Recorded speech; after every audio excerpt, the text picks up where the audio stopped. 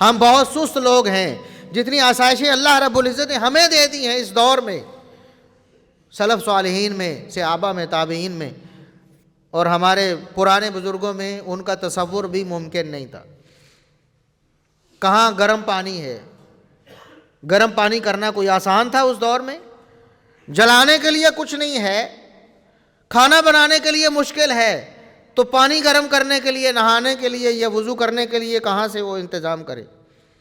بہت مشکل ہے. جنگلوں سے لکڑیاں اکٹھی کرنا، پھر ان کو لا کر محفوظ کرنا، پھر سردیوں کے موسم سارا گزارنا.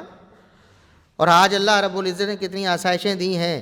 کسی کے گھر میں اگر گیزر نہیں بھی لگا ہوا، گیس نہیں بھی آ رہی، تو سلنڈر آن کر لیتا ہے، 1 منٹ میں پانی نارمل ہو جاتا ہے، اس سے اچھی طرح وضو کر لیتا ہے اور اللہ رب العزت کی عبادت میں مگن ہو جاتا ہے. کہاں وہ دور، موسموں کی شدت اور پھر رات کے اندھیرے اور معاملات. اور آج اللہ رب العزت نے ہمیں یہ بجلی کی نعمت دی ہے. بجلی نہ ہو تو UPS ہے، کوئی بیٹری ہے، کوئی ٹارچ ہے، چولہا ہے جو آپ آن کر سکتے ہیں رات کو بھی کسی وقت. اللہ رب العزت نے ایسے مکان دے دیے ہیں، چاہے لکڑیاں ہی رکھی ہوں محفوظ ہیں، اور آرام سے اپنا آپ بندوبست کر سکتے ہیں سحری کا بھی اور افطاری کا بھی. کتنی آسائشیں اللہ رب العزت نے دی ہیں. کھانا بنا کر رکھ لیتے ہیں، اوون میں گرم کر لیا صبح کو اٹھ کے، صبح پکانے کی ضرورت بھی نہیں، مشقت سے بچ گئے. کئی دن کھانا محفوظ کرنے کے لیے فریجیں آ گئی ہیں. اللہ رب العزت نے جتنی آسائشیں اب دے دی ہیں، اللہ رب العزت اتنی زیادہ ہمیں آزماتا ہے کہ انسان کس قدر میری عبادت کی طرف راغب ہوتے ہیں. اللہ رب العزت نے جہاں بھی اپنی نعمتوں کا تذکرہ کیا ہے، انسانوں کو جھنجھوڑا ہے کہ انسان ان نعمتوں کا شکر ادا کر کے اپنے رب کی طرف راغب ہوں. جیسے سردیوں اور گرمیوں کی نعمت کے بارے میں فرمایا فَلْيَعْبُدُوا رَبَّ هَٰذَا الْبَيْتِ. یہ جتنی بھی آسائشیں، جتنی بھی نعمتیں ہیں، اللہ رب العزت کا شکر ادا کریں اور اللہ رب العزت کی عبادت میں اپنے آپ کو مصروف کریں، ذکر اذکار کریں، نفل نوافل پڑھیں، اللہ رب العزت کی راہ میں مال خرچ کریں. اور سردیوں کا یہ جو موسم ہے، اس کی شدت میں بھی اللہ رب العزت نے جہاں دنیاوی فائدے رکھے ہیں. آپ گندم والوں کو دیکھیں، گندم جو لوگ لگاتے ہیں کسان، وہ کہتے ہیں کہ یہ ٹھنڈا موسم زیادہ ہو، جتنا زیادہ کورا پڑے گا صبح کو، وہ جو برف نما چیز صبح کو شبنم سردیوں میں تو گویا پوری برف ہوتی ہے، وہ گندم کے لیے بہت مفید ہے. وہ تو کہتے ہیں پڑے، اور کچھ فصلوں کے لیے نقصان دہ ہوتی ہے، وہاں کسان ان کے اوپر کوئی چھپر وغیرہ لگا کر، کاغذ لگا کر بندوبست کرتے ہیں. تو بہرحال اس کے دنیاوی فائدے بھی ہیں اور اخروی فائدے بہت زیادہ ہیں. یہ مومن کے لیے ایک نیکیوں کا موسم بہار ہے. انسان آسانی کے ساتھ نفلی روزے رکھ سکتا ہے، راتوں کو اللہ کی عبادت کر سکتا ہے.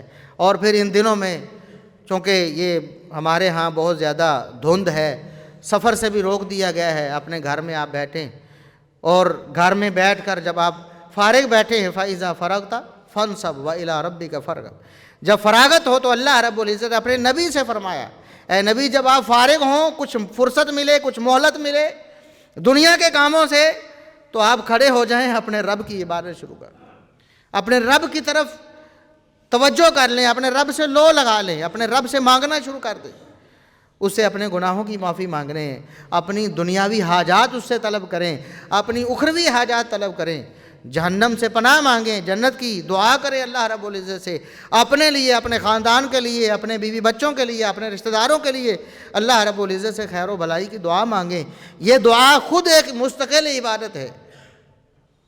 ایک تو حدیث ہے، رسول اللہ صلی اللہ علیہ وسلم نے فرمایا دعا هو العبادہ، دعا یہ عین عبادت ہے، یہ اللہ رب العزت کی عبادت ہے. ان الذین یستکبرون عن عبادتی سیدخلون جہنم داخرین.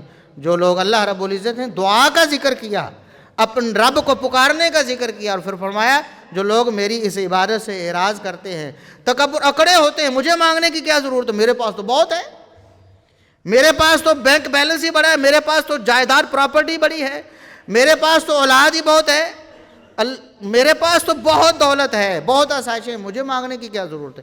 انسان اکڑ جاتا ہے، اور یہ انسان کی فطرت میں بات ہے. اللہ رب العزت نے قرآن میں اس کا ذکر کیا ہے.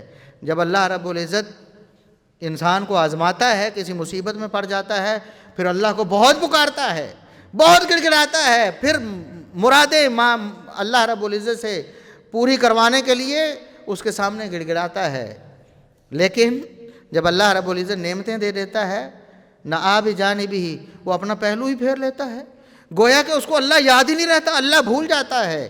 کسی حالت میں بھی اللہ رب العزت کو نہ بھلائے، کسی حالت میں۔ اللہ نے آسائشیں دی ہیں ان کے برقرار رہنے کے لیے، نعمتوں کے چھن جانے کے سے اللہ رب العزت کی پناہ مانگے، اور اگر اللہ رب العزت نے کچھ آزمائشیں ڈال دی ہیں تو آزمائشیں ختم کرنے کے لیے اللہ رب العزت سے دعا کریں، تو دعا بھی کثرت سے کریں، روزے رکھیں، نمازیں پڑھیں، اللہ رب العزت کی عبادت میں اپنے آپ کو مصروف رکھیں، اور موسم کی شدت سے اللہ رب العزت کی پناہ مانگیں۔